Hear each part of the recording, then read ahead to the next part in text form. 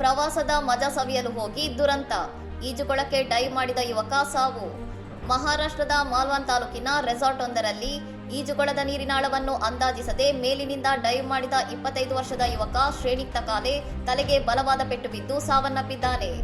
ಸಾಂಗ್ಲಿ ಜಿಲ್ಲೆಯ ನಿವಾಸಿಯಾಗಿದ್ದ ಶ್ರೇಣಿಕ್ ತನ್ನ ಸ್ನೇಹಿತರೊಂದಿಗೆ ಪ್ರವಾಸಕ್ಕೆಂದು ತೆರಳಿದ್ದಾಗ ಈ ದುರ್ಘಟನೆ ಸಂಭವಿಸಿದೆ. ಸ್ನೇಹಿತರೆಲ್ಲರೂ ಖುಷಿಯಿಂದ ಆಟವಾಡುತ್ತಿದ್ದಾಗ ಶ್ರೇಣಿಕ್ ಎತ್ತರದಿಂದ ನೀರಿಗೆ ಹಾರಿದ್ದಾನೆ. ಆತ ಹಾರಿದ ಜಾಗದಲ್ಲಿ ನೀರಿನಾಳ ತೀರ ಕಡಿಮೆ ಇದ್ದ ಕಾರಣ ತಲೆ ನೇರವಾಗಿ ಈಜುಕೊಳದ ತಳಭಾಗಕ್ಕೆ ಬಲವಾಗಿ ಅಪ್ಪಳಿಸಿದೆ. ಪರಿಣಾಮ ತಲೆಗೆ ಗಂಭೀರ ಗಾಯವಾಗಿ ಆತ ನೀರಿನಲ್ಲೇ ಪ್ರಜ್ಞೆ ಕಳೆದುಕೊಂಡಿದ್ದಾನೆ. ಕೂಡಲೇ ಸ್ನೇಹಿತರು ಆತನನ್ನು ರಕ್ಷಿಸಿ ಆಸ್ಪತ್ರೆಗೆ ಸಾಗಿಸಿದರೂ ದುರದೃಷ್ಟವಶಾತ್ ವೈದ್ಯರು ಆತ ಮೃತಪಟ್ಟಿರುವುದಾಗಿ ಘೋಷಿಸಿದ್ದಾರೆ.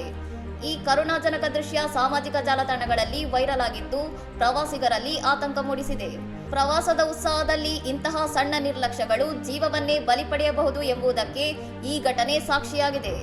ಸುರಕ್ಷತೆ ಪ್ರಥಮ ಆದ್ಯತೆಯಾಗಿರಬೇಕು ಎಂಬುದನ್ನು ಈ ದುರಂತ ಮತ್ತೊಮ್ಮೆ ನೆನಪಿಸಿದೆ. ಇನ್ನಷ್ಟು ಸುದ್ದಿಗಳಿಗಾಗಿ ನೋಡ್ತಾ ಇರಿ ಸೌರಂ ಟಿವಿ.